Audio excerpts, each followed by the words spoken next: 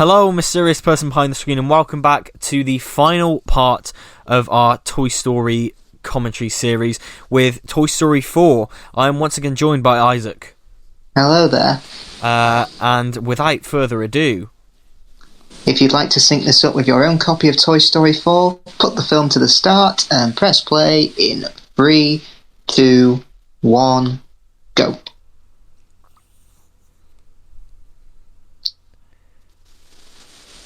So this film in the series, I'd argue it's the most quote-unquote controversial, would you say?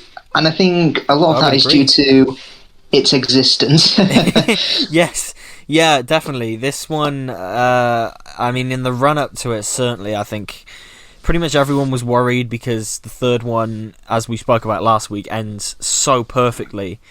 And so there was a certain sense of trepidation leading up to this, and to sort of get my thoughts out of the way, I think it mostly succeeds in what it's trying to do. I do as well, yeah. And I do think it does justify its own existence in the end, which... And it is a film about justifying your own existence, exactly, to be honest. It's quite meta in that way. Again, not to just blow out all my thoughts at the start here, but I do think it's my least favourite of the four, but I also think it could have been a lot worse. So, and I'm happy overall with how it turned out, so... Yeah, for me, this film, it's kind of like how I view the Back to the Future sequels. Like, the original works very fine on its own. It works perfectly on its own. And it didn't really need a sequel after 3, but am I glad that they exist? Yeah. And it's kind of like how I feel about Part 2 and 3 of Back to the Future. I'm glad they exist. Yeah, for sure. Yeah. But this... I do like this opening, because I remember watching Shea Frillis's Every Pixar Movie Ranked video, and he said, when he got to this one, he said, this is kind of the anti-Toy Story film, in that it doesn't really follow what you'd expect from a Toy Story film. And this opening's kind of a prime example of that, because with the first 3 films, it's always like pretend play, and then we cut out to, see Andy playing with his toys, or it's a video game. But here it's rescuing a lost toy, basically, which is what Woody will end up doing after he leaves Barney. Essentially, yeah. It's and I do love this opening. Like everything about this opening, I think, is just fantastic. It's so well executed. And looking at this, you just feel like you're in a stormy place. It's brilliant. Oh god, the animation in this film is incredible. It's absolutely incredible on every single level. This whole the visuals of this film, it blows me away. It really is photorealistic. Like the water there, exactly. Like that is absolutely insane how good that looks. Definitely, and yeah. It's, like, compare it to the first one. It's mad to see how far we've come in. Just look at Bo Peep's. Just look at Bo Peep's sheep. Oh yeah, exactly. And just the reflections on everything, it's brilliant.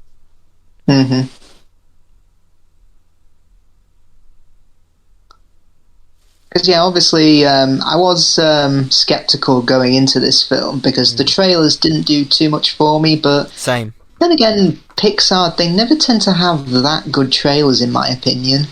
No, to be honest, I never tend to watch Pixar trailers, because it's just... Yeah, neither do I. The thing with Pixar is, it's not like I ever really anticipate the next film. I'm sort of happy they're pumping out stuff still, if that makes sense. Yeah. And I'll always get to them eventually. But I'm never really that, I think the one exception to that was Incredibles 2. Definitely, because everyone was so hyped for that, given that it's funny, Brad Bird saying, when I made the first film, it was superheroes were in a very different world, because Spider-Man was just starting out, Batman was still in his nipple phase. Yeah. Whereas Incredibles 2 comes out, and, they're practically everywhere.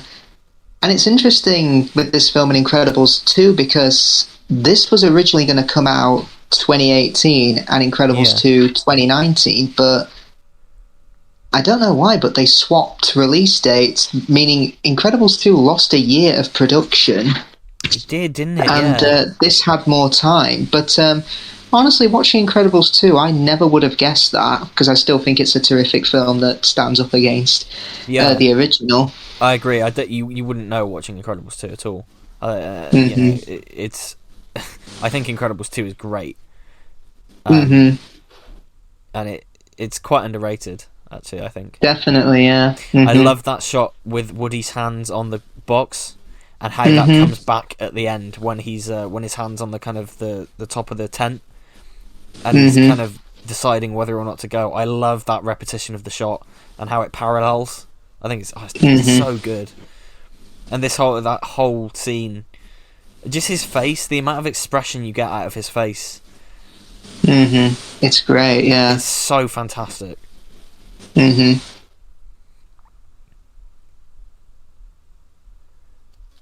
do think it came out at the right time, because say if this was a year after Toy Story 3, I and probably a lot of others would have dismissed it as a cash grab, but yeah, it came out 9 years after 3, and that does make sense, because in Toy Story 3, let's say you were a kid when you watched the original, and you were like Andy, you were going off to college. What if in those 9 years you had started a family and had children as well? This kind of speaks to those adults. Exactly. Of those kids now, yeah. I think you said it last time. I think it's a great epilogue.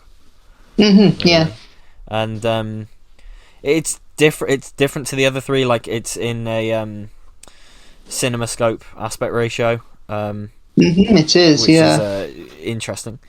And plus, Andy looks a lot different there. Looks so different, and even the adult, like the teenage Andy that we see briefly in the flashback here with Bonnie, he looks different as well to how he did in 3. Like, he does. He does look different, yeah. So it's. And of course, Bonnie's voice is different because the actress outgrew the part.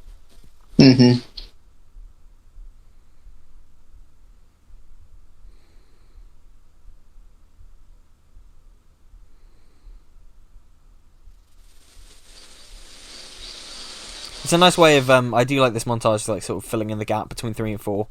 Even though not much time has passed in universe, I think. Because they at the start here they say 9 years ago, so which that's obviously in between Toy Story 2 and 3. So yeah, let's assume this is a year, because Bonnie's at Sunnyside here. She's starting basically their version of reception. Yeah, so it's a year at the most, I think.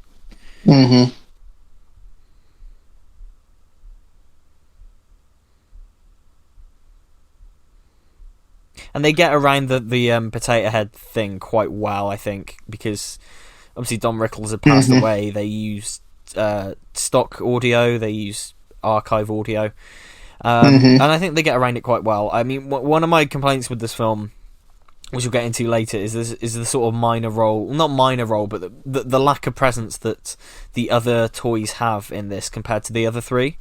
Because as I said in the Toy Story 2 commentary, that film wasn't really about the other toys either, but they still had plenty to do. Yeah, whereas here, they're just they don't even leave the RV. Yeah, that's one of my issues with this film, I think, is the presence of the other toys. Like, it almost feels like because Rex and Potato Head and Ham are such big parts of the first 2, especially, I think, that it almost just feels a little bit odd that they don't have a lot to do here. But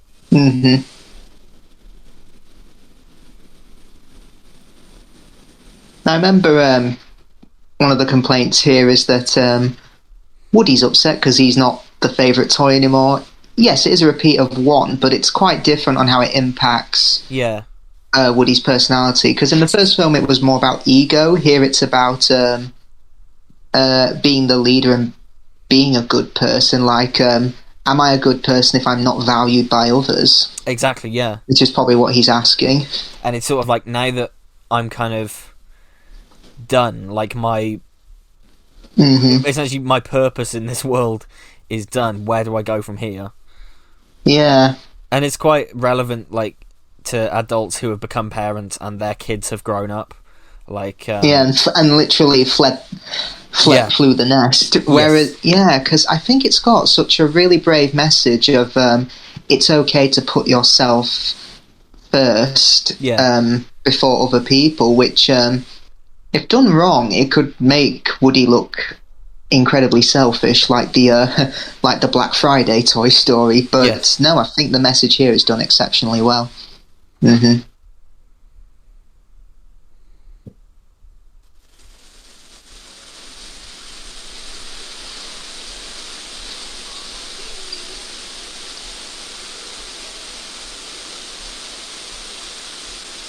I like that Timothy Dalton came back because he's not in this very much, but it's nice that he came back to do the voice of Prickle Pants. Well, actually, for Toy Story 3, Lee Unkrich said seeing him in Hot Fuzz is what inspired him to cast him as Prickle Pants. That's cool. I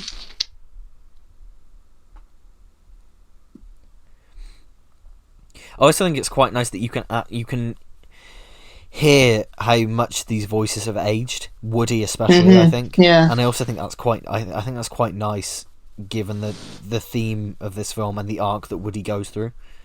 Definitely, yeah.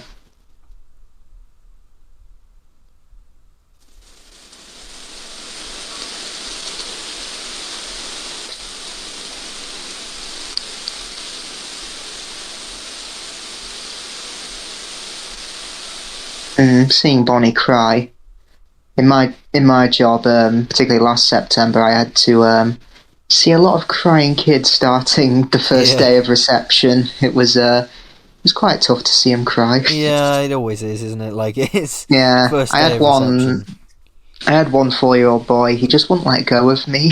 Oh, really? He was crying that much. Yeah.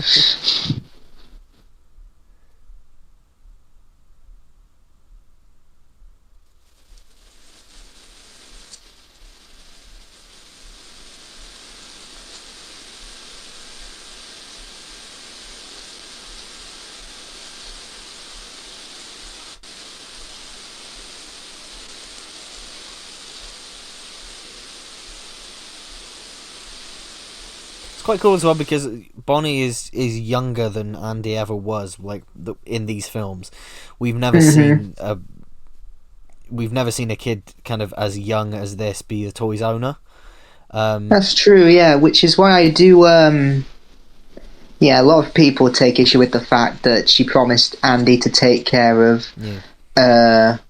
Woody, but she, by the end of the film, she couldn't care less if he was gone because she's now got a new favourite toy. But I don't think it's necessarily a bad thing because, again, Andy's 8 years old in the first film, let's say, so he probably takes more responsibility with his toys, whereas Bonnie's a lot younger, so she probably wouldn't that much, I'd say. Yeah, it's realistic. It's definitely realistic. Like I don't really mind it that much. I joked about it at the end of the last commentary. Yeah, but I don't. As a concept, I mind, but actually, seeing it how it's executed, I think it's well done. That dinosaur on the lunchbox that Woody hides behind there is a reference to the Toy Story Before Time short film that they did. That was one of the like half an hour little TV movies they did. Yeah, I've only seen one of those, and that's the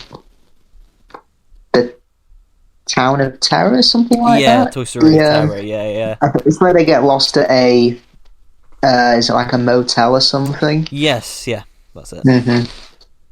But that's the only one I've seen because. When you think about it, those shorts kind of predated Star Wars Disney Plus shows, Yeah, definitely. The main storyline ends, but there's some inconsequential TV specials. Yes, exactly. So you've got more content, yeah. It's really, well, you say it predates the Disney Plus stuff. They probably would just go straight to Disney Plus now if that happened. They wouldn't air on TV at all. That's true, yeah. It's like the awful Simpsons shorts that they put out on Disney Plus these days. Yeah. God, they're terrible. There was one last year on the anniversary of Disney Plus, and it was just I felt gross watching it. because it was Simpsons characters just talking about how good Disney Plus was, and it was really gross. Like, it gets to the point where Lisa is like listing off all the good things about Disney Plus, and it's just like, oh my God. Does it end with a joke where, I don't know, Mo is handed a $sign bag of money and says, "Oh, good, my laundry is done." To be like, it got some decent gags in there, but they're so toothless. And like, there's a bit where they make all these gags about, oh, look what we're doing, and they're like, I can't believe we're getting away with this. And it's like, well, you're not actually saying anything. You just it's a far cry from like the days of The Simpsons where they'd be lampooning everything.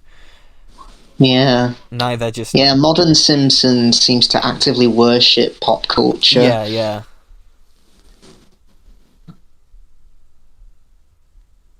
I really love the design of Forky. It reminds me of, like, stop-motion characters you'd see in an Aardman film. Yeah, definitely.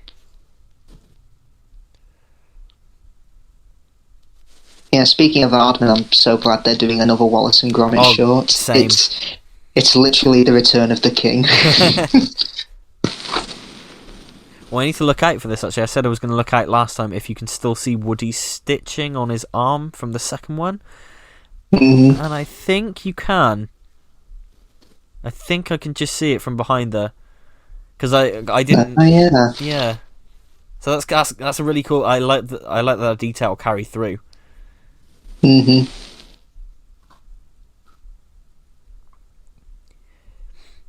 I remember the posters for this film having that like sepia tone background to them, and then the Child's Play remake released a load of posters where it was like Chucky had killed all of the Toy Story characters, and it was like a parody of those posters, and there was just like blood and stuffing everywhere, which I thought was quite funny.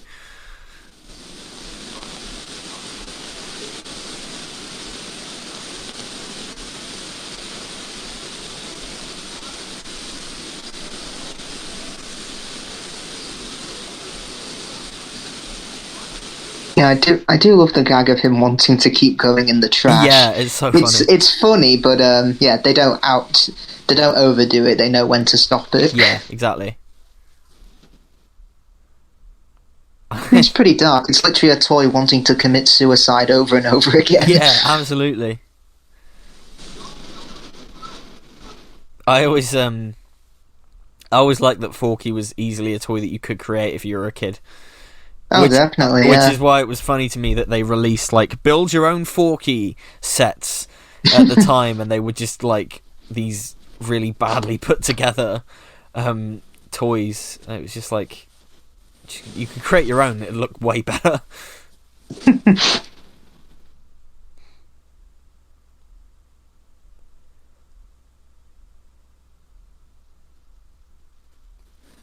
Now, the director of this was Josh Cooley, is that his name? That's it.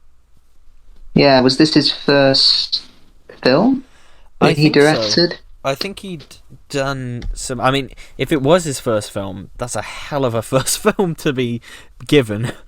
It is, yeah. Like, he has... Yeah, so this was his feature film directorial debut. So that's a hell of a first film. Yeah. But he'd worked on Pixar films up, like he'd worked on The Incredibles, Cars, Ratatouille, Up, Cars 2. I see, yeah. Inside Out, Coco, Incredibles. So he'd worked on a load of Pixar films before this, but this was his first film as the director.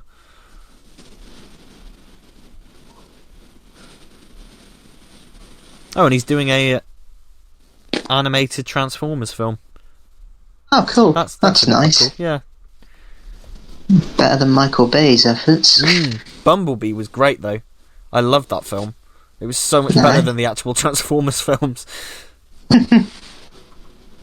Oh, it's a classic Randy Newman song of describing everything that we've got happening. Oh, God. Again, I do think he's a great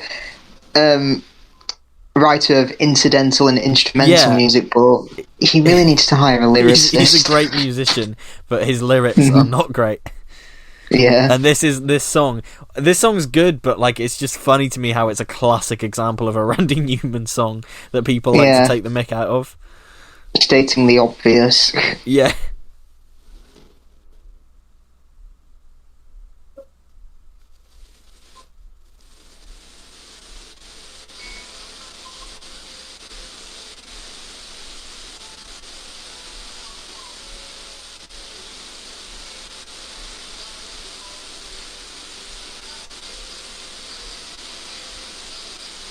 I just realised this is the last Pixar film that had a full theatrical run, because Onward did go into cinemas, but it was obviously pulled out because of the pandemic, which is a shame. Onward was one of those awkward ones where it was already out when the pandemic happened, and they were sort of scrambling to figure out what to do with it. And it's like Birds of Prey was one of those as well. That's true, where it was films that were already playing, and it was like, we've had to kind of cut the run short because of obvious reasons. To be honest, if there are no more Pixar films to come out on the big screen, this was a good way to end it. Yeah, it was.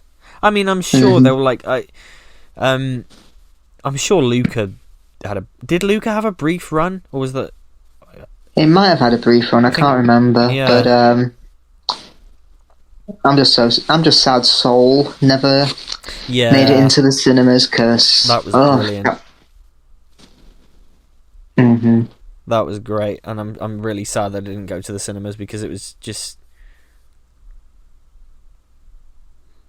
And that new one, Turning Red, is just going straight to Disney Plus as well, which is annoying. Yeah. This thing is. I have mixed feelings about this inner voice thing, because sometimes I think it works, but also I feel like Buzz is just, as a character, is made so much more... I remember when this came out, Sam Gavin put out a pretty cool tweet saying, like Toy Story 4, but I felt that the Buzz from Toy Story 2 would have wiped the floor with this guy. He literally would have. I don't really know what happened to Buzz in this film. His intelligence just seems to have decreased. I mean, to quote Toy Story 3, he ain't the sharpest knife in the place where they keep the knives. But he's not this dumb. But on the other hand, I do like it as an arc. It's a good thing for people to learn. If you're unsure what to do, listen to your inner voice. It is good, I like that aspect. But yeah, it kind of contradicts what we know in Toy Story 2, because in that film he was like, we will not rest until Woody is back in Andy's room. I mean... What were there deleted scenes of him pressing the voice box thinking, where do I go? Yeah, exactly. That's the thing. It's like we've spent 3 films with him and he's never acted like this about his voice box before. And I don't buy that he'd like purposefully activate it and risk waking the kid up, and it's like, it just feels weird to me. I could probably buy it if this was like the second film, because that would have been like that would have worked. Yeah, because he's still trying to learn, come to terms with the fact that he's a toy and everything. But in this, it feels weird considering we've had that whole trilogy before this.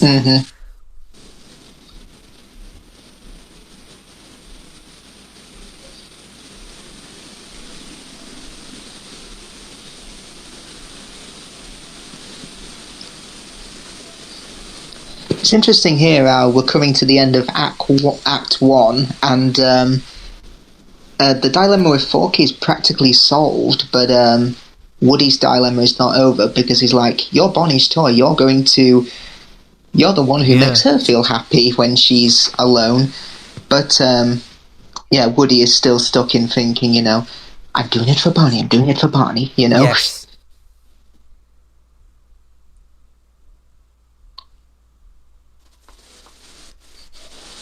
And I do like how he name drops Andy, because he's probably done this for so long that he's forgotten who's his owner. I really like that. It's just like it's a little beat that's just like, it's really good. Heck, you could have called this story a Woody story, and it probably would have been the same. Oh yeah, definitely.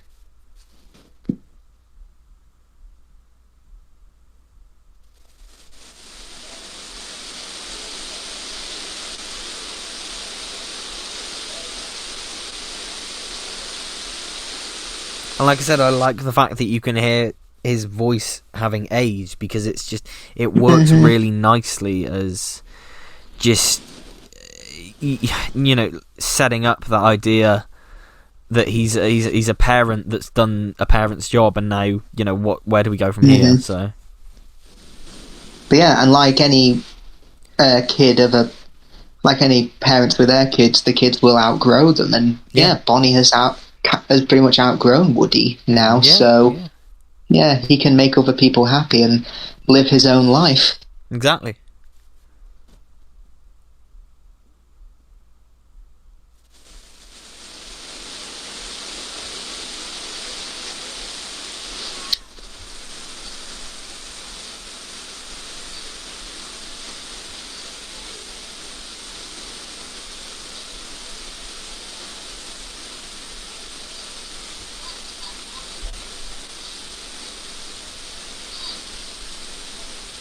And I thought, I'm Bonnie's trash? Bonnie's trash. Yes! Wait, what? I mean, there's a line that makes me laugh at the end where he says, you gotta tell him to go to the merry-go-round. What's a merry-go-round? That thing that goes around with horses. Oh, you mean the carousel? Yeah.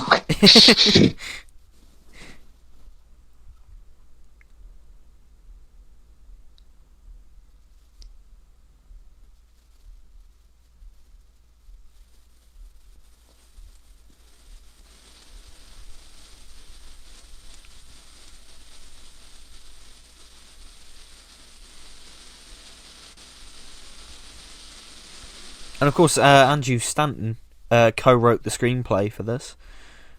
He did, yeah. So, classic. Yeah, someone who's from the original, who's co-wrote this.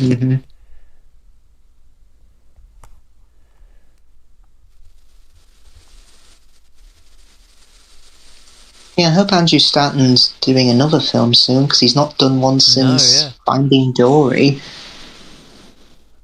Yeah, he's only done 3 films: Finding Nemo, WALL-E, and Finding Dory. Yeah.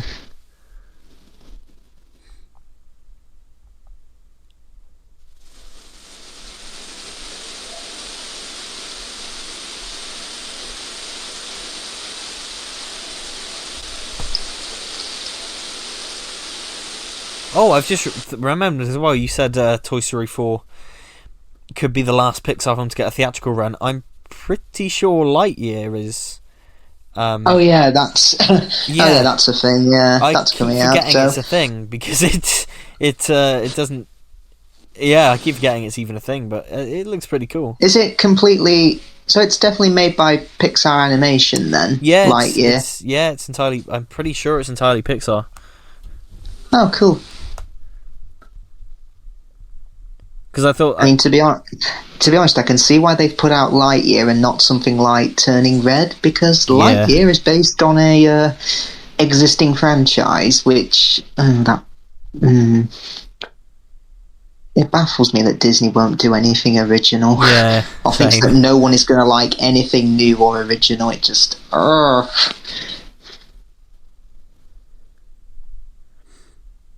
Lightyear is interesting though, because I think it is like the premise seems to confuse so many people.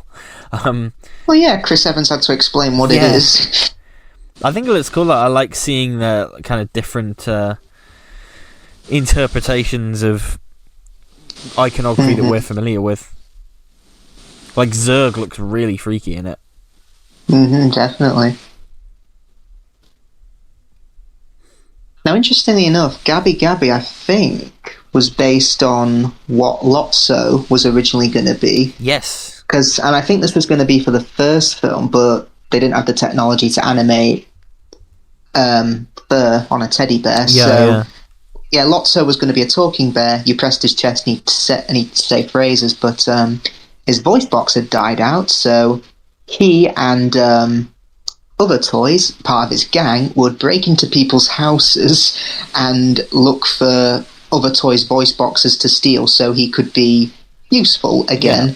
And this is kind of what Gabby Gabby is doing here, so it's nice that after all these years they've finally done a toy with this motivation. Yeah. I couldn't believe sitting in the cinema hearing a fucking Shining reference in another Shining reference in a Toy Story film with that music. You know, it's just like... Well, in Finding Nemo, there is a Shining reference. The shark goes, here's Brucey. Here's Brucey. Yeah. And I do say, I do think Gabby Gabby is an excellent villain. Because she's not really that antagonistic. She just wants the voice box, and then once she's got that, she's just like, okay, thank you. Let's move. You know, she's not really that antagonistic, which I quite like. Yeah, it's pretty much the only Toy Story film not to have a clear villain in it, Yes, which, yeah. again, kind of supports the idea that this is the anti-Toy Story film.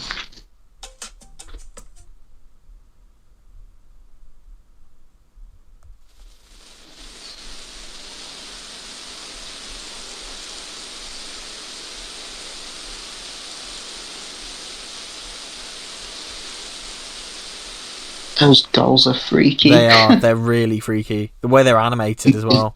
Just they sort of... Yeah. I mean, for one thing, they look like Jimmy Carr. Which is terrifying in and of itself. But, yeah, the way they, like... Yeah, because of what he said recently. Yeah, that was dodgy. That was dodgy, wasn't it? Mm-hmm. But just, like, the way they hobble around is so cool. Mm-hmm.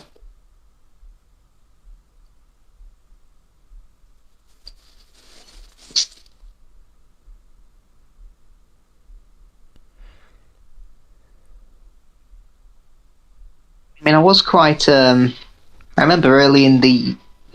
before last year ended, I thought, you know what, for next year, I think I'm going to put down the cash and get Disney Plus, because I wanted to see the Beatles documentary, but then I've discovered, it's coming out on Blu-ray, so... It is, yeah. I don't need to now. Which I'm going to get that Blu-ray set at some point, because it is a good documentary. I'm still annoyed about what they did with the restoration. Like, they just blitzed it with noise reduction, and everything in it looks waxy. Okay. I'm kind of annoyed at what they did with the restoration, but the actual content of the documentary, it's like some of the best kind of footage you'll ever see of the Beatles. Nice. It's amazing what all this stuff was locked in a vault for years. Just what they've done to the audio as well is incredible. It's like it's an amazing documentary. But I do Disney Plus is I think I recommend it more now since they've added the adult section to it with Star, because there's so much more on there now, whereas before it was if you weren't into Disney you were kind of screwed. But now there is so much, like, it's just handy having like all of The Simpsons and all of Futurama and Family Guy and all of those animated shows like in one place. I mean, to be honest, I'm pretty happy with my Simpsons collection, because I've not gone past season 12. Oh yeah, I love my DVDs to bits, so they're never going. But it is cool to just have them on there to pick at, and yeah.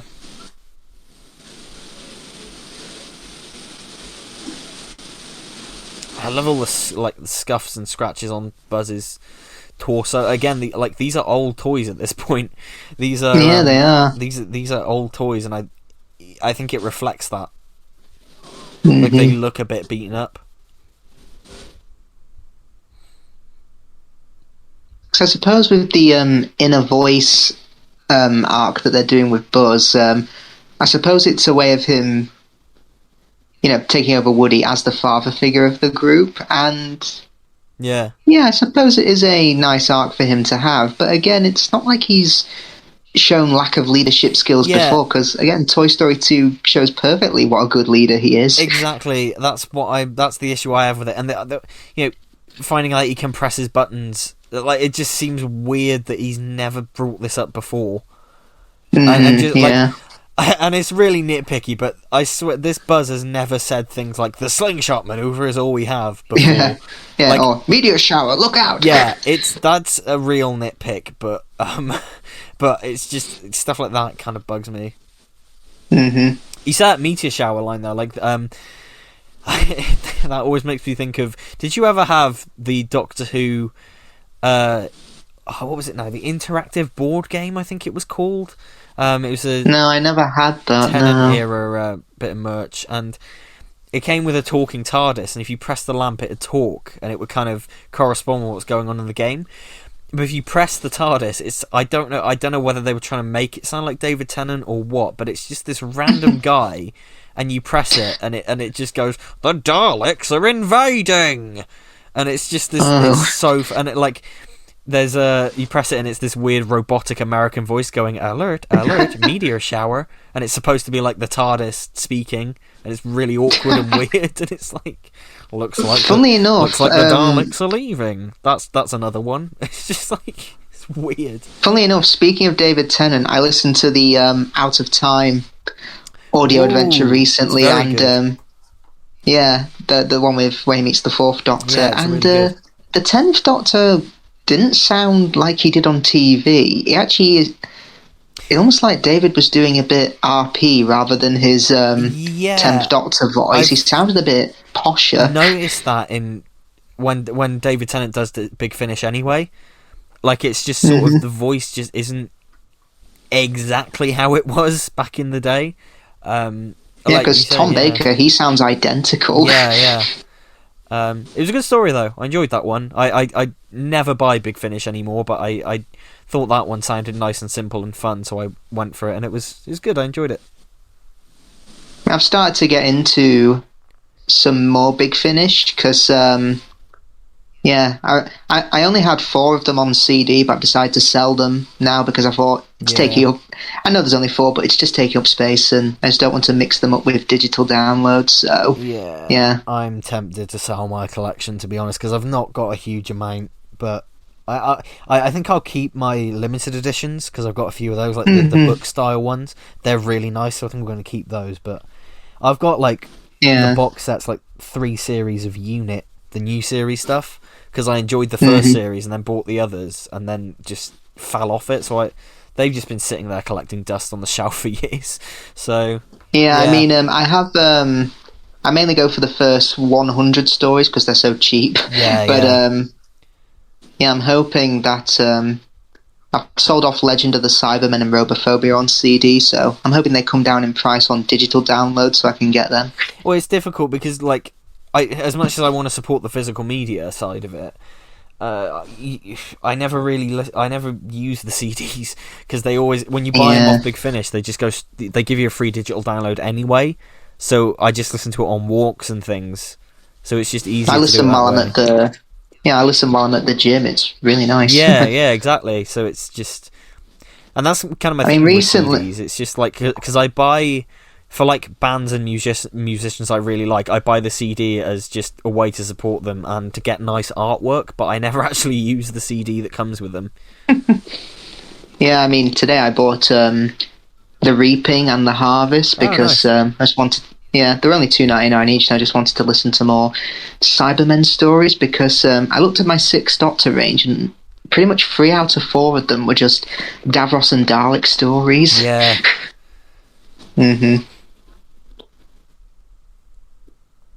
Now, I do like the inclusion of Bo Peep here. I think it's not a complete rewrite of her character. I do think it's a natural progression because look at the first 2 films. She was pretty much the mother figure of the room. She was the voice of reason, telling all the boys to calm down and stop fighting. Whereas here, she's more of a action hero. But it makes sense because she's been out in the... she's been a lost toy for years now, so she's adapted to this new way of life. Makes perfect sense, and I love that moment that we missed, that just then when they see each other for the first time. I think it's wonderful. I love the you're a lost toy. That's great. That's terrible. Yeah. Also, because first film Woody was like, I'm a lost toy. Yeah. But now he finds purpose in being a lost toy in this film, which I think is great. Also, I think the best arc in this film is that one Combat Carl trying to get his high five. Because there's a background running gag of him trying to get his high five, and then right at the very end of the end credits, he gets his high five in a post-credit scene.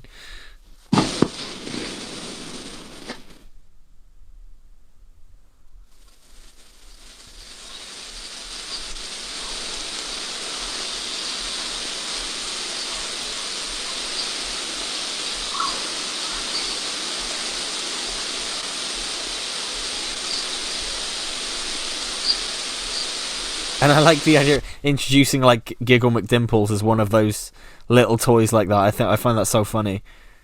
I mean, you have to squint if you see her on the poster. Yeah.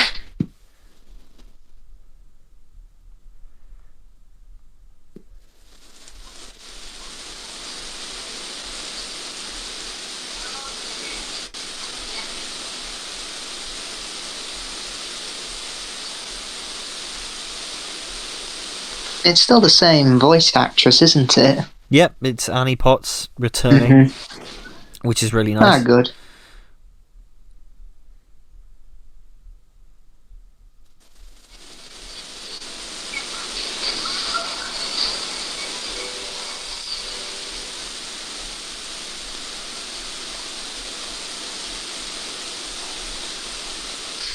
And the antique store as well. It's a wonderful setting, I think, for this.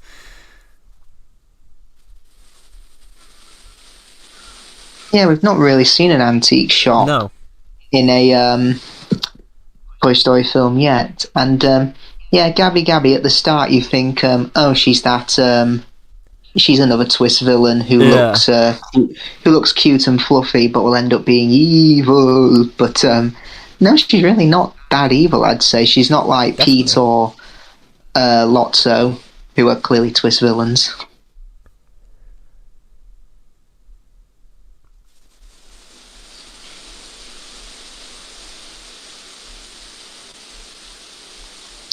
I don't know if you're aware of the YouTuber Real Jims, who does Simpsons videos. Yeah, I hope he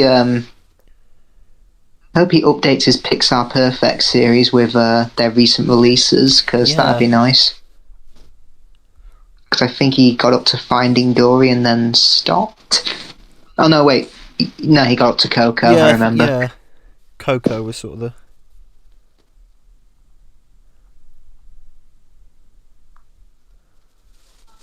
Remember, he put WALL-E at the top. Now, what is your favourite Pixar film? I'm curious. Oh god, it changes all the time. It's so difficult. I do like gun to my head, my brain will say Finding Nemo. That's nice, that's cool. Definitely up there. But also then you got like Toy Story 3 and Toy Story 2. And The Incredibles, like, there's just... It changes all the time, but, yeah, Finding Nemo's definitely up there. What about you? For me, my favourite has to be Up. Oh, yeah, that Up is incredible. Yeah. Yeah. I'd say favourites include Up, Toy Story 3, Ratatouille, The Incredibles, and Inside Out. And Inside Out, I'd probably put Soul there as well. Yeah. Oh, this is the problem when you have a studio who is, put out such great work like that. It's so difficult. It's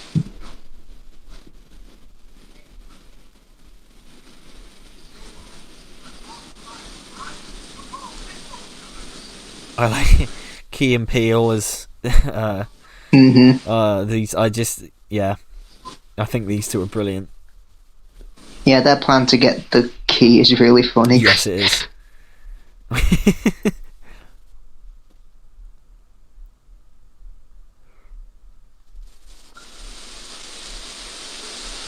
It's just mad to think that the voice of Bunny is the guy who directed Get Out. Oh, mad. Nice. Yeah, Jordan Peele.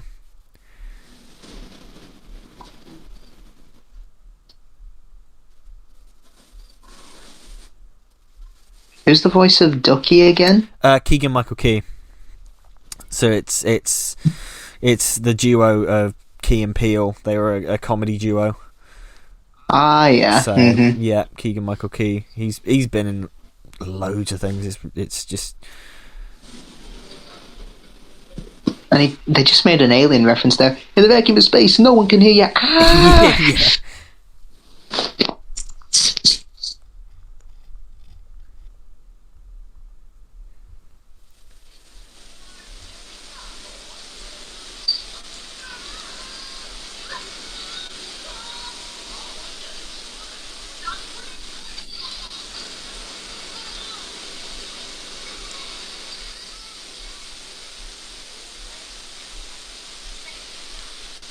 I remember after 3 came out, I even had my own ideas if there was a Toy Story 4, and it would be that kids are using modern technology more. They're playing with like iPads, phones, Yeah, video games, of course, and they don't want to play with toys anymore. yeah. Because, if there's a Toy Story 5, that could be an interesting premise. Well, they're talking about, like, for a while they said that this was it, and this was the final chapter. And then recently, occasionally you will get some of the cast members going, well, there's no reason why they can't do a fifth one. But I personally, I don't think there should be a fifth one. But no, unless it justified its existence. Yeah, I think this is quite enough. But then again, I said that I didn't think there really should be a Scream 5, and that was great. So no, yeah.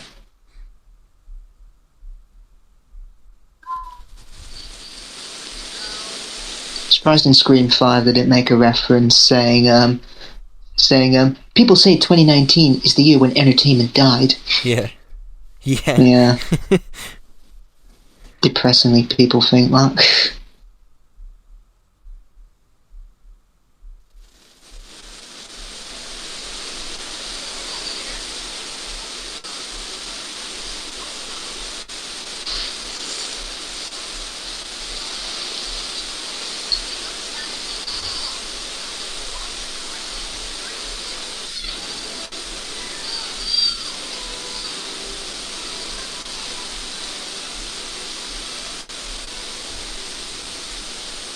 So colourful, this film. I mean, they all are, but this one is, I think, because it looks photorealistic, it stands out.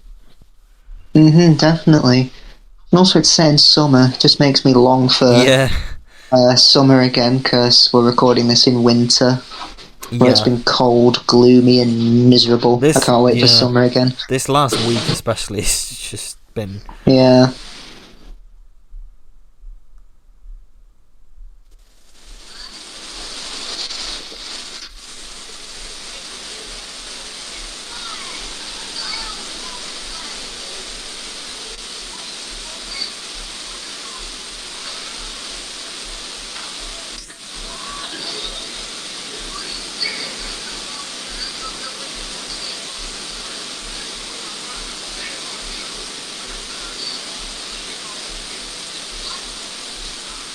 And I like the idea, like, tapping into carnival toys like that who just hang there for God knows how many years.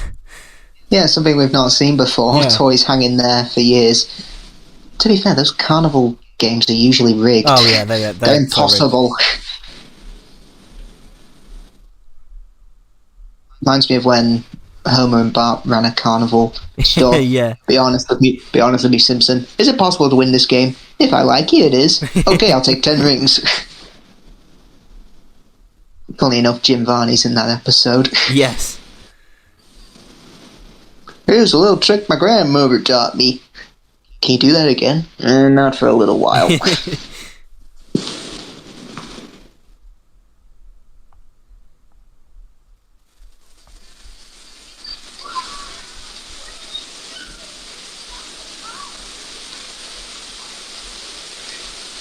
Where does that obsession from Buttercup come from, where he wants the dad to go to jail? Dad's totally going to jail. I find that quite funny. Yeah. Well, it's Jeff Garlin who voices the captain in Wall-E, I just realised. Yes, yeah. And the Bonnie's dad is voiced by Jay Hernandez, who played what's his nuts in Suicide Squad. In what's his name? The flame guy from the first one. Oh, El Diablo. El Diablo, that's him. Ah, okay. Yeah, so maybe he should go to jail for his involvement in that film. No, I'm joking. But before anyone comments, before any yeah, we're joking. Yeah, I'm joking. For any release the Aya cut people, come here and comment. I wonder if that will ever happen. Well, I'm not. I don't know anymore, because I said the Snyder Cut would never happen, and it obviously did. So I'm not calling anything now. Anything can happen. I mean, as we said, Incredibles 2 did lose a year of production, so release the Brad Bird cut of Incredibles 2. Yeah, definitely.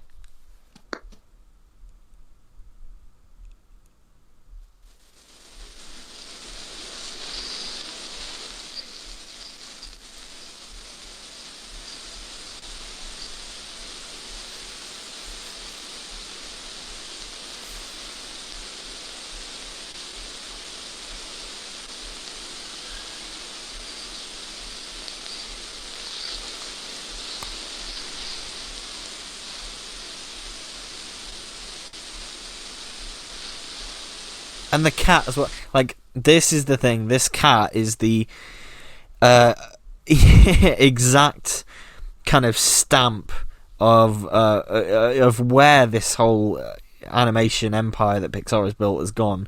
Just comparing that to Scud from the first film, it's really quite impressive.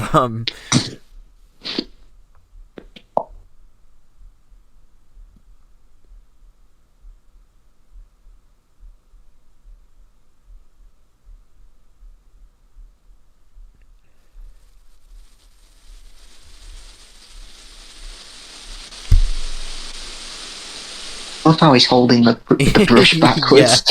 Such pretty hair.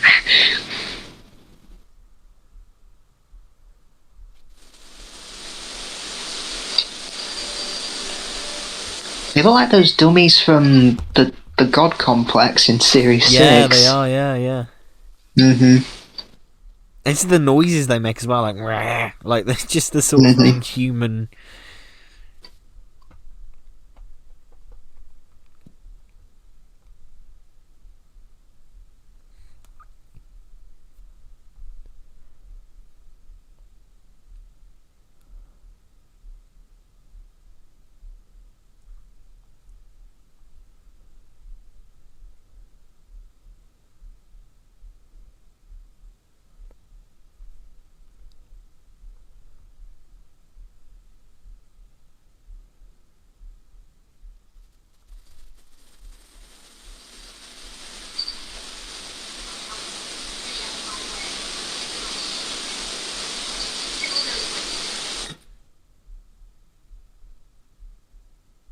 Love this joke here about him. How do we get the key? Yes, yeah. And it's the rule of 3 in comedy. You do it 3 times and then stop. Yes, and I absolutely love how this... Because you keep thinking, oh yeah, the joke's going to end here. And then it keeps going. Like, I love that, you know, we follow her home. Are they going to pop out the fridge? No. Are they going to pop out of the bath? No. They smother her, essentially. I just love how far it goes. Mm-hmm.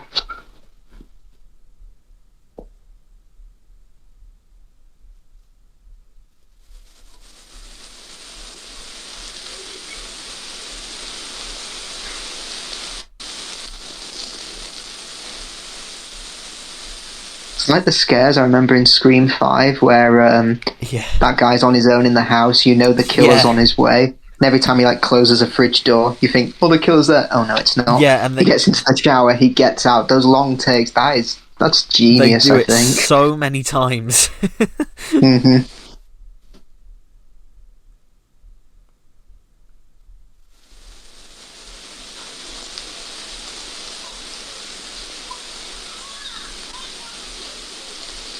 Yeah, it's the rule of 3 in comedy. You do it 3 times and then stop. Something Family Guy needs to learn. Yes.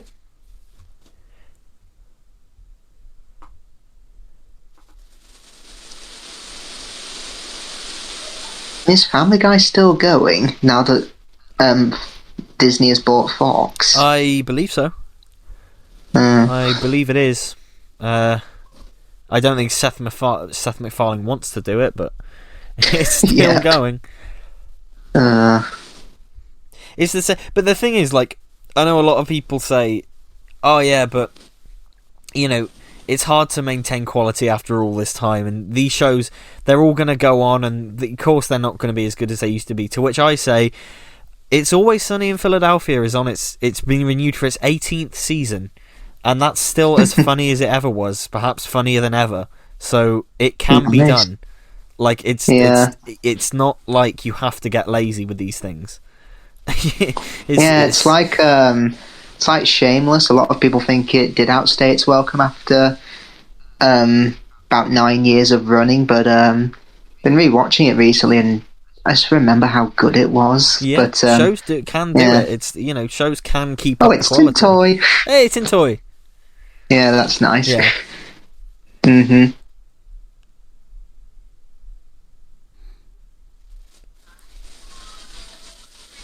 I mean, talking about shows that always reinvent themselves, Doctor Who does, and exactly. The rumours that David Tennant is going to play the 14th Doctor just... Yeah. I mean, personally, I wouldn't mind him coming back as the 10th Doctor, of course, but 14 for, like, a new run, just... no, not for me. Same. If they had a story to tell, like a genuinely cool story about how it's... I know, something like how it's dangerous to look to the past too much or something. Like, if they had a genuine story to tell, I'd like it. But unfortunately, it'd send too much of a message of people going, "Oh yeah, it was better when David Tennant was in it." Do you know what I mean? Like, the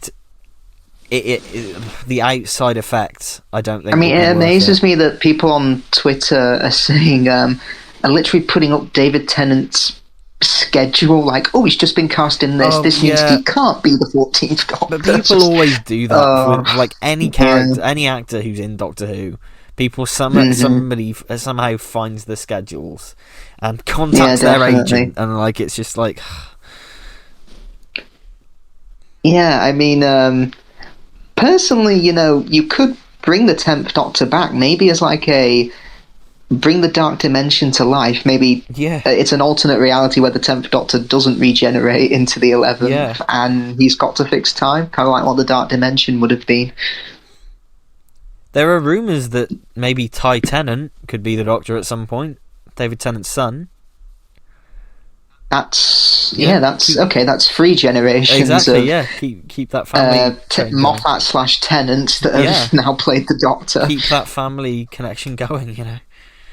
I know Sean Pertwee was once asked, "Would you ever play the Doctor?" and he said, "No, I think it was my dad's part, not mine." He didn't want to kind of disrespect his which is fair enough.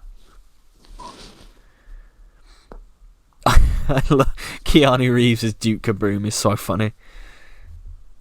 Oh god, that year didn't he get the Razzie Redeemer? Didn't this film give him the Razzie Redeemer Award? I don't know, did it? I think it did for his role in Toy Story 4. He's so funny in this. Like, it's... Yeah, I never really got into the whole Keanu Reeves craze that happened a few years ago. I'd say it's still happening. Like, oh yeah, it is still happening. Yeah, I think he's a good actor. I mean, the only other thing I think I've seen him in is Bram Stoker's Dracula, but he's not very good in that. No, to be honest, I don't think he's the best of actors, but it's just, I think the reason people love him is just his personality outside of that. Like, there was that infamous thing where he was promoting the Cyberpunk game, and somebody just in the audience went, he was like, "This world is breathtaking," and somebody in the audience went, "You're breathtaking," and then he responded to it, and he just went, "No, you're breathtaking," and it's just like, and like he'll give these speeches, like he does the, "I love movies, God, I love movies. I love making them, and I love watching them," and it's just like, he's not the best in Dracula, because it sounds like he's about to say, "Oh, hello, Count. Are you looking for property?" Yeah, dude. It's the English accent, isn't it? Yeah. but yeah.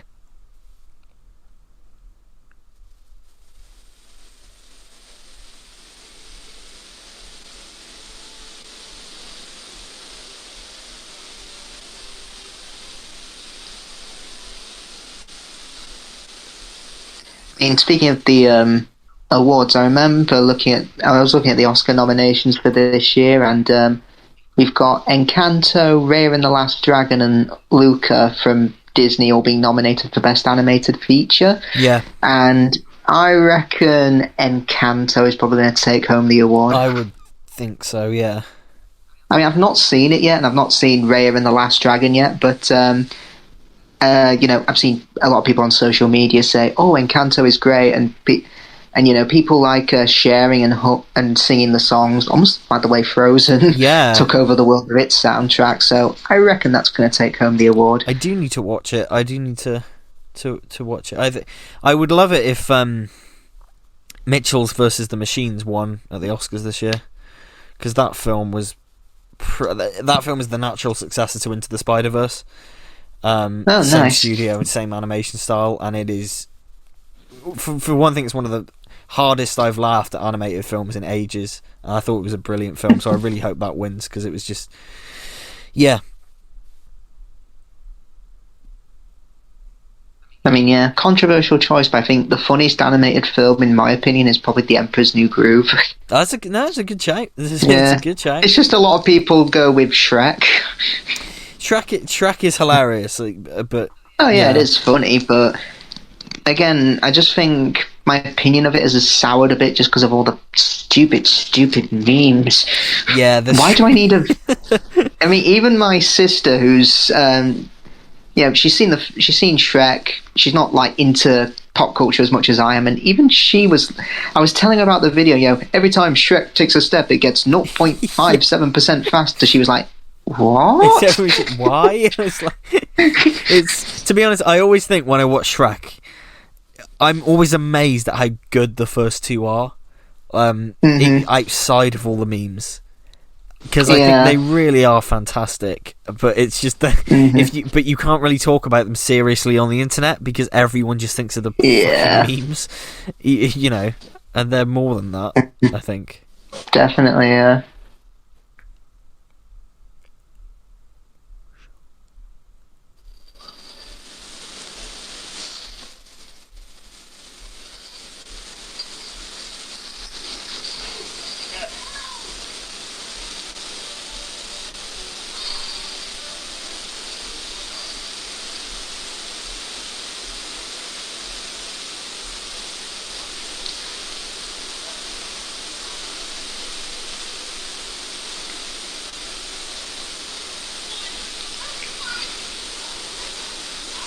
I've been here 2 hours, and Bart still hasn't finded me. Yeah.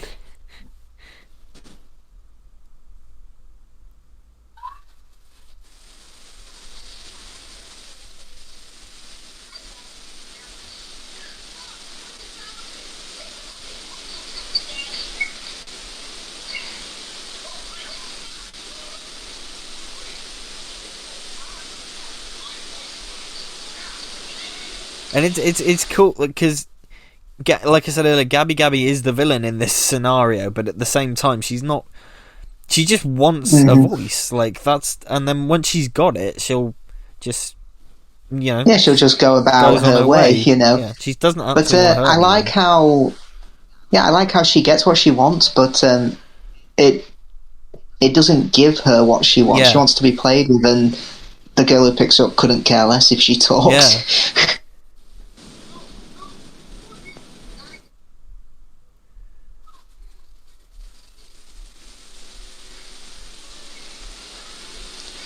She wants to make one specific girl happy, Gabby Gabby, but her and Woody, they kind of have the same arc. You don't have to make one child happy. You can make other children happy and help them find their way again. Yeah. In being a lost toy. Yeah.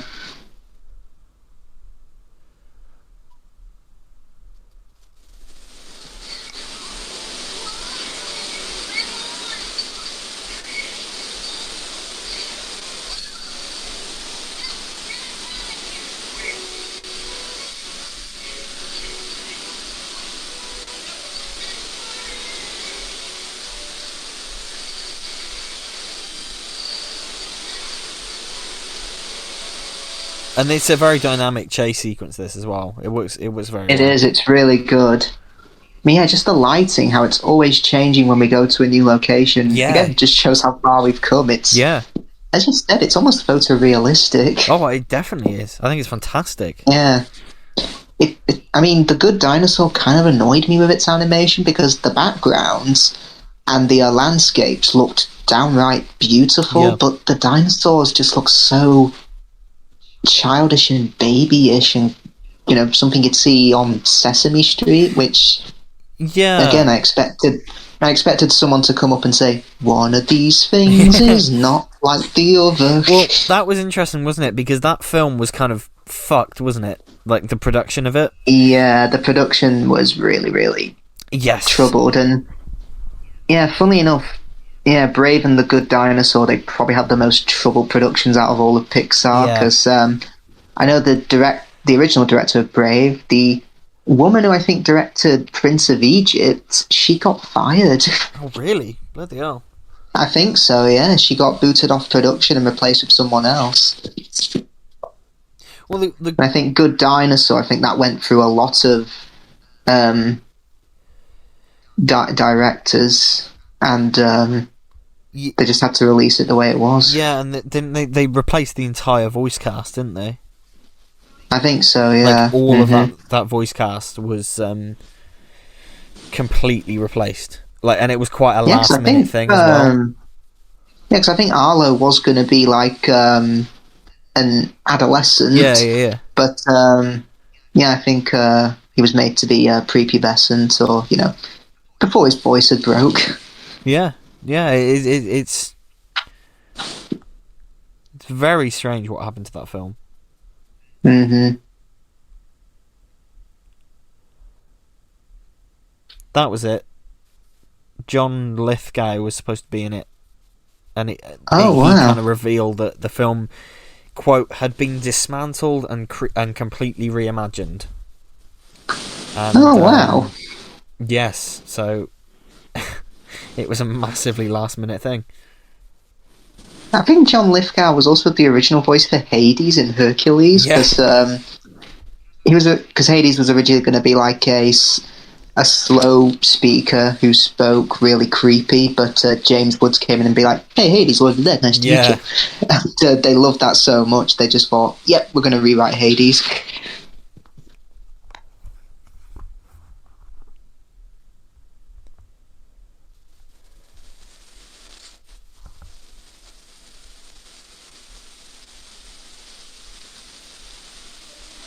That jump scare would have done me as well. Yeah, that is scary. Sinister.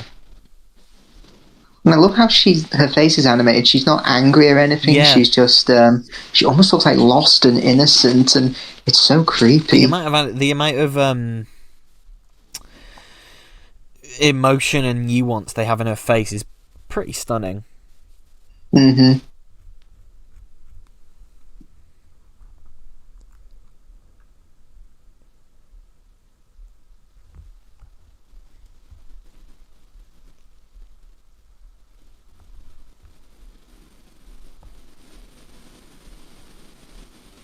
Because with this film, it feels like, out of the four, it feels the one that's most about the toys rather than the humans.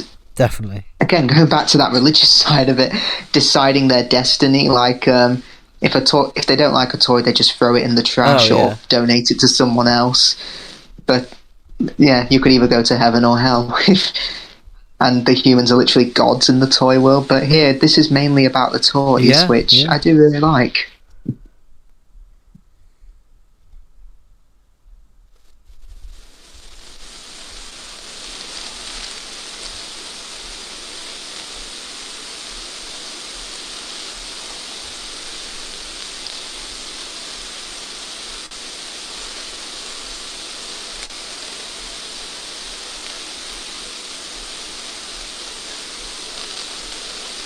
And I like the fact that it's quite, again, it's brave to do that, like, to show Woody just saying, yeah, look, just get, you can have my voice box, you know. He gives kind up, of the hero admit defeat, but again, it just ties to the themes of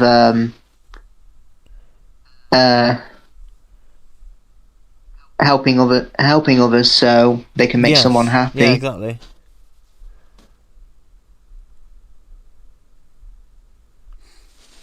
And yeah, I just wish the other toys were in this more, because they literally have just spent all this time in the RV, and Rex has got like one, a couple of lines every half an hour, and it's just a shame, I think.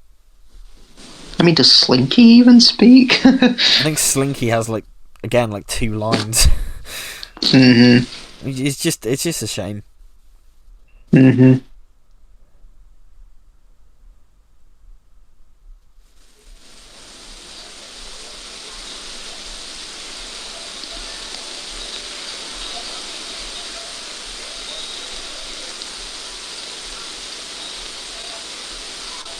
Yeah, incredibly risky there, just to keep moving while her literal neck is just turned. Yeah.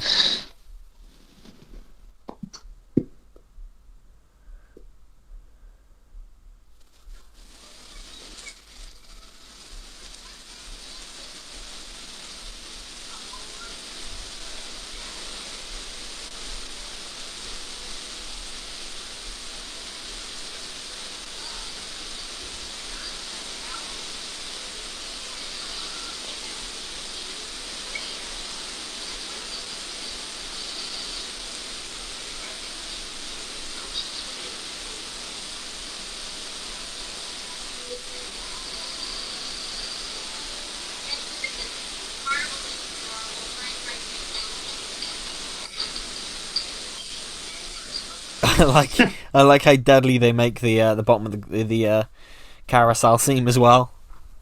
Mm-hmm, yeah.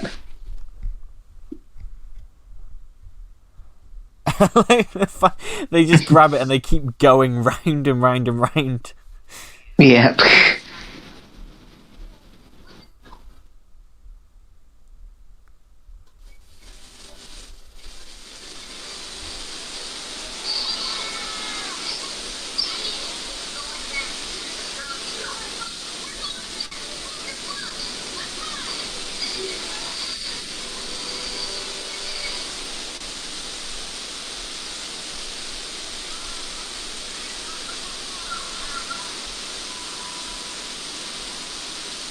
It looks like a surgery. Yeah, it's pretty well done, I think. Almost expect them to say, "You were a fool, Doctor, to venture into my domain."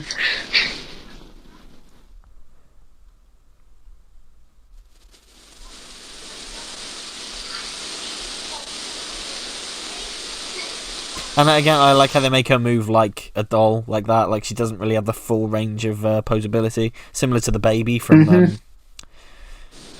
the third one. Definitely, yeah. And yeah, and again, as you said, she's not inherently evil. She says, "Oh, thank you, Woody. You gave me your voice box." Thank you, my little utensil.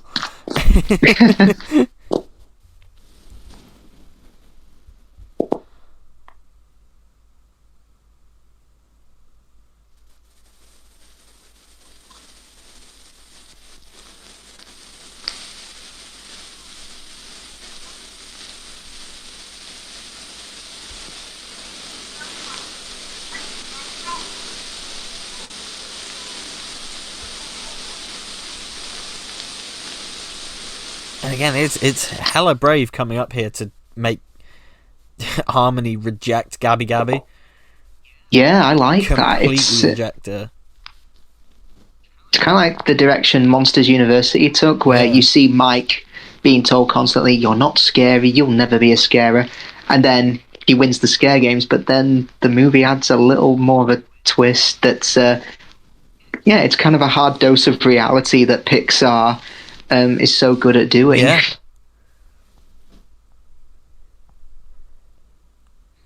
It's not even played as comedic beat either. Yeah, it's just like, meh. And because she's literally in a black box. It almost looks like a coal box, as if she's about to be burnt. It would have been so easy for them to now turn Gabby Gabby into a villain. But no, it isn't. Because it would have been an easy choice, right? For her to be thrown away, and then it's like, oh, she's a villain now. She wants revenge on Woody, and she wants to stop them all. But no, she just lies there. I think it's great. I think it's really, really brave. Okay, what's a merry-go-round? The spinny ride with the lights and noises. Oh, you mean the carousel?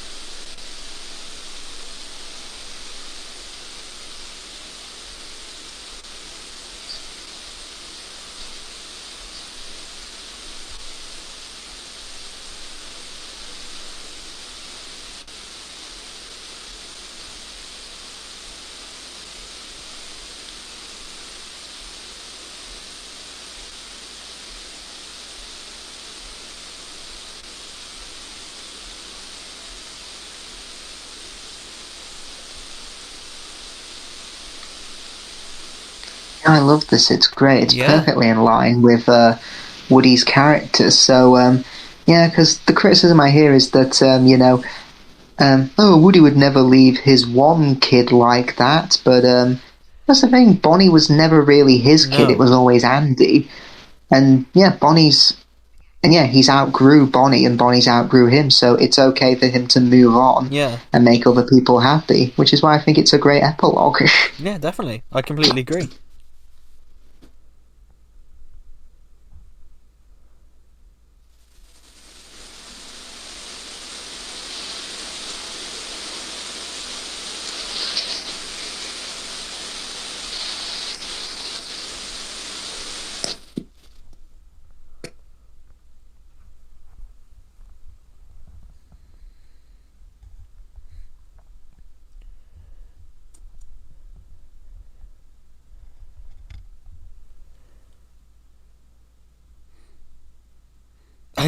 The jail joke again.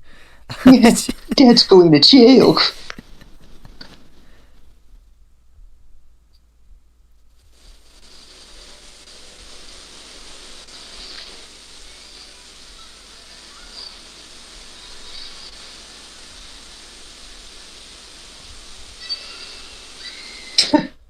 I like how they have that purpose. They think it's a baby that's fallen over, but no, it's a...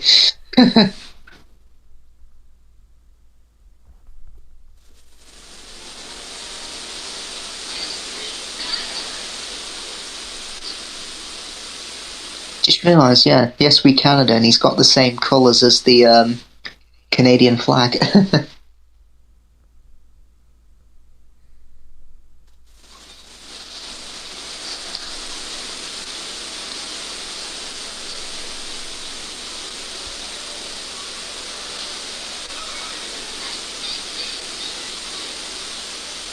I like the joke about the sat-nav as well. Oh, It's yeah, funny. definite. And it's sort of a nice and natural extension of the joke from the second one with them driving the truck. Oh, yeah, it is, It's yeah. a nice extension of that, I think. Mm-hmm.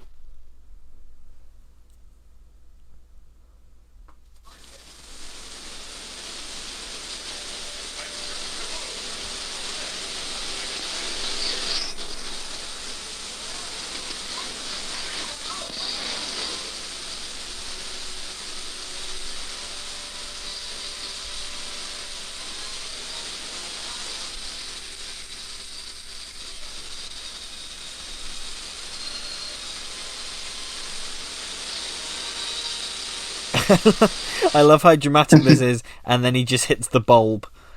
I think it's one of the funniest. It's great. It's just this noise. It's just the noise. It's so funny. Oh, it looks like that stuntman from The Simpsons who rides that motorbike. Is it... Oh, what's he called? Lance Murdoch?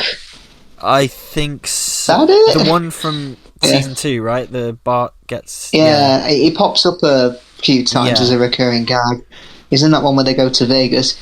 Right, you need to lie down on that X over there. Oh, you mean with the one with the red paint on it? Yeah. Paint.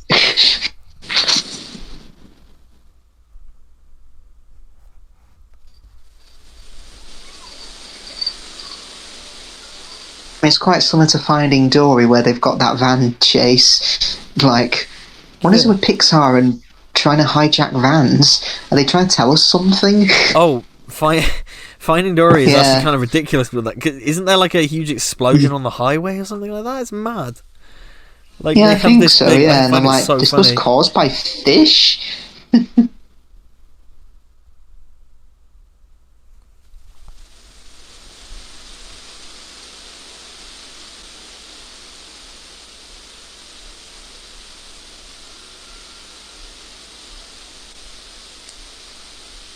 Often in films, you can like pause a frame, and it'll tell you everything you need, everything that tells you what this film's about on a thematic level.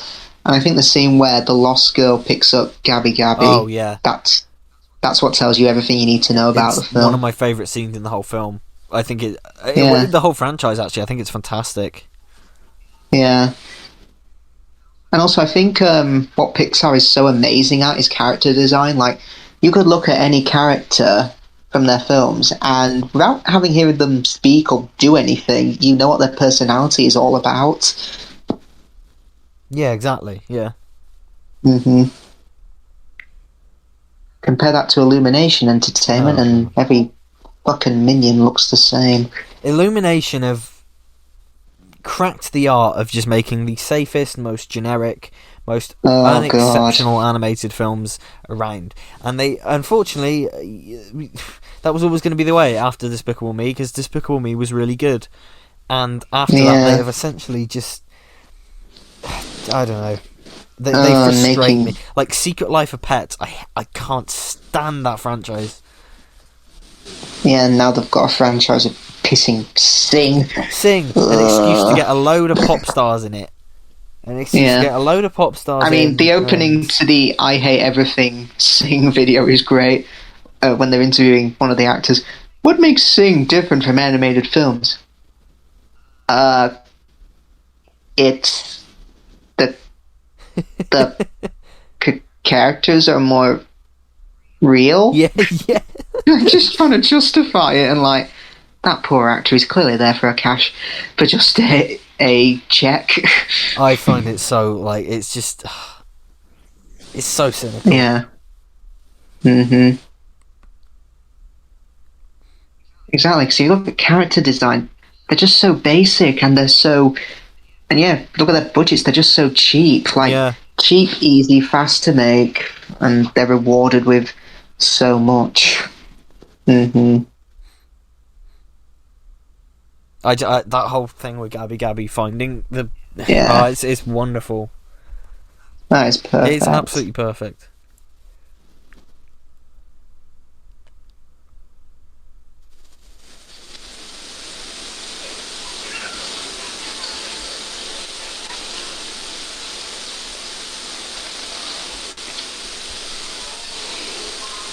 Yeah, because, I mean, as I said at the start, it is probably the most controversial Toy Story film, but Yeah.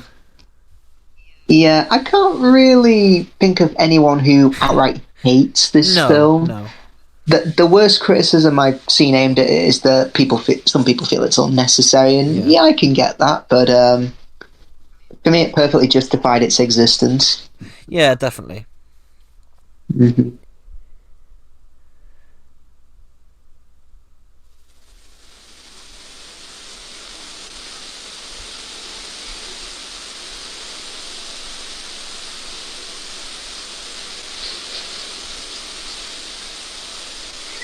I feel sorry for this family.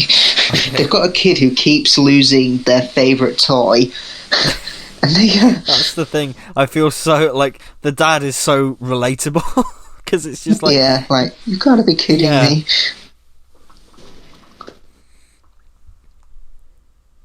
Yeah, because the other day I just had, like, serious unfortunate events that adults can relate to. Went to I had to go to the library, but I couldn't go in because the police were in there.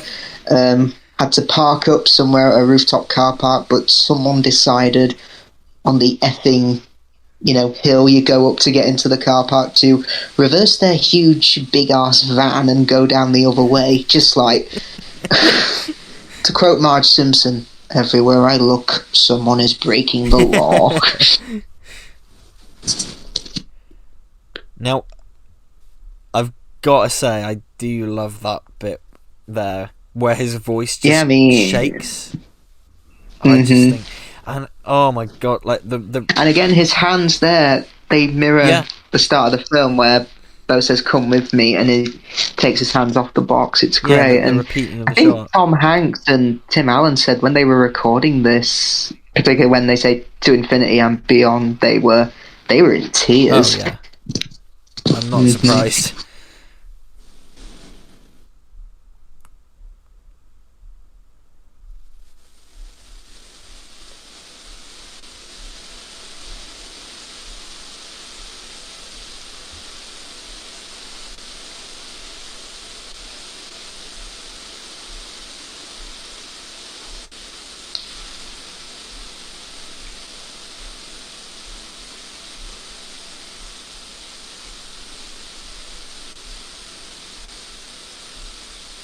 I love that.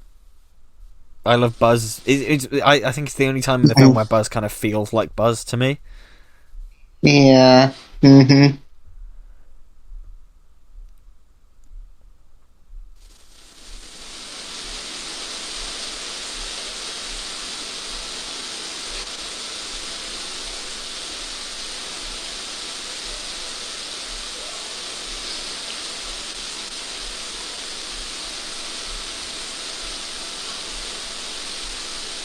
Oh, there's Slinky has a line there. Oh yeah, I'll be danged, it's Bo.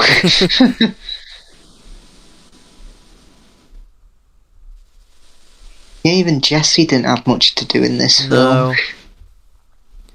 That's, I think, my biggest thing with it, is just the toys don't have anything to do apart from Woody and Buzz. Mm-hmm.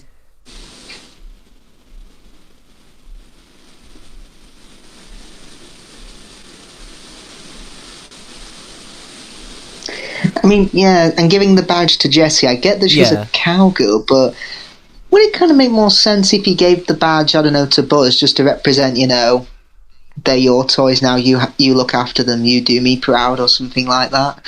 But we get this moment here, which is fine, but then again, it's a badge, where would he pin it on Buzz?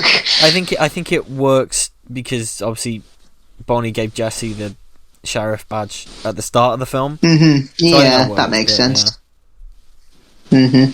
And just, that hug with Buzz is nice.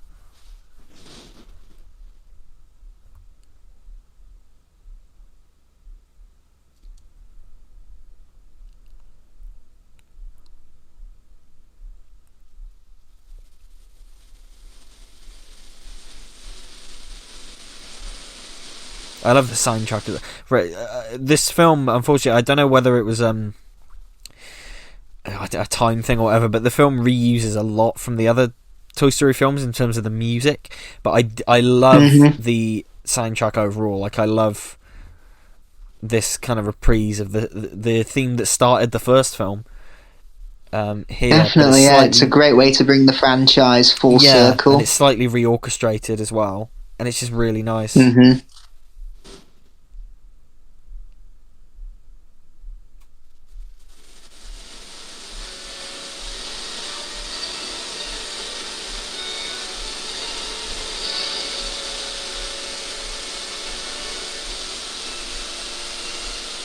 And I think it's a perfect close to Woody's arc. Definitely, yeah. Heck, it does kind of remind me a bit of the ending to The Dark Knight Rises, where Bruce Wayne retires as Batman, which a lot of people do see as a bit of a controversial ending, but no.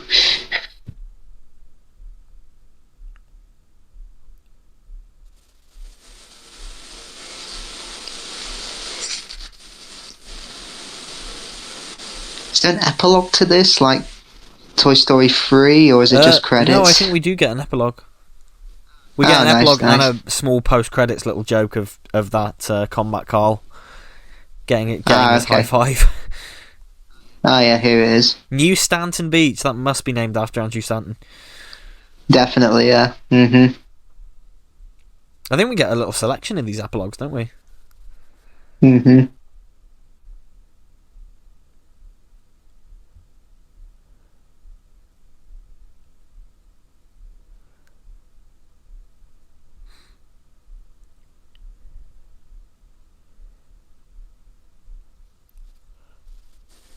Like the Toy Story 3 epilogue, it shows brilliantly how the status quo has changed, but it shows how they've adapted to their new lifestyle. Yeah. Mm-hmm.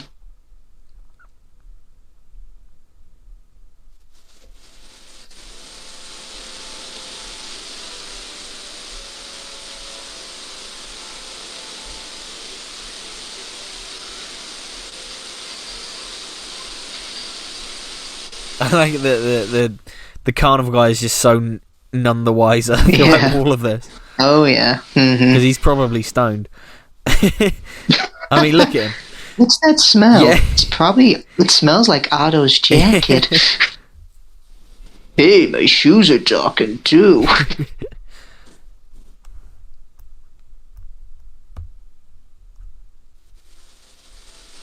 I mean, I joke at conventions. I say they're probably more common at concerts, but I wonder if there's a narc at fan conventions. Oh, probably. Yeah. I mean, if someone came up to me dressed in a crap Doctor Who costume and say, "Hey, Twin Dilemma was cool, am I right?" I'd say, "Yeah, nice try, narc." Yes.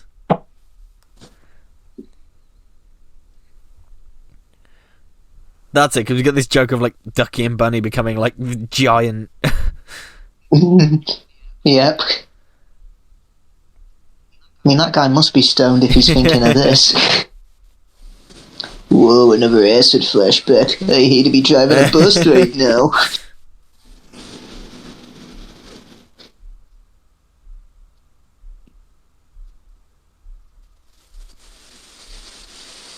I mean, we talked about before, like, is there an unwritten golden rule of toys that they always must be frozen when humans are around? But Yeah. they clearly don't care No, they don't. if they're seen by humans. But again, like I said in the first commentary, like, people use that against these films all the time, and it's just like, Oh, just don't yeah. think about. You're not meant to think about that. Mhm. It's just, yeah. Why not make a whole film about it where they wrote down the toy laws? Yeah. Get the writers of Rogue One to do it, because Yeah. they fulfilled your desires to get rid of quote-unquote plot holes.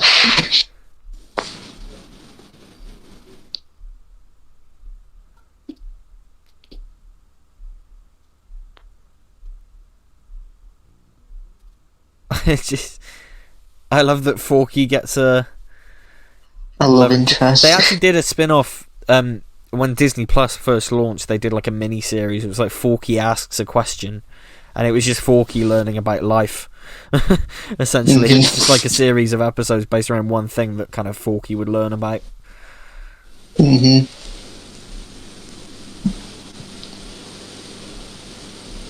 I'm trash. Trash? No, toy. I am a... I love how it ends with, "Why am I alive?"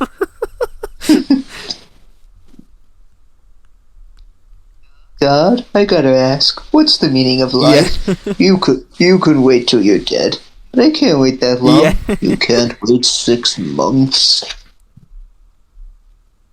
I mean, that's that ending of Homer the Heretic. So, does every Simpsons episode after Homer the Heretic take place in approximately 6 months? I guess so. And the final episode ends with Homer dying? Yeah, I guess so.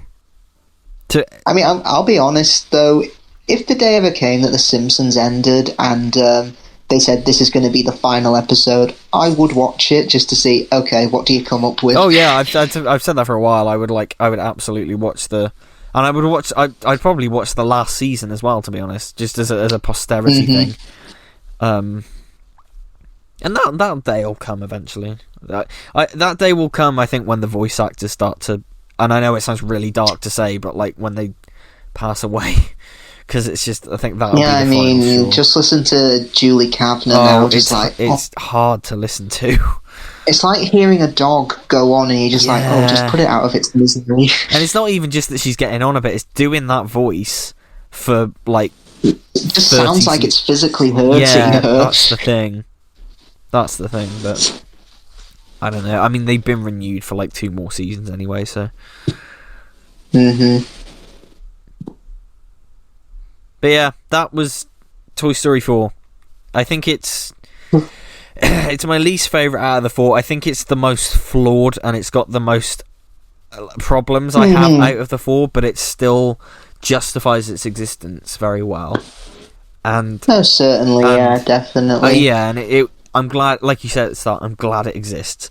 Because, it's worthy to be included with the other 3, but I can get people finding it unnecessary, but I disagree. Yeah, and I mean, that's the thing.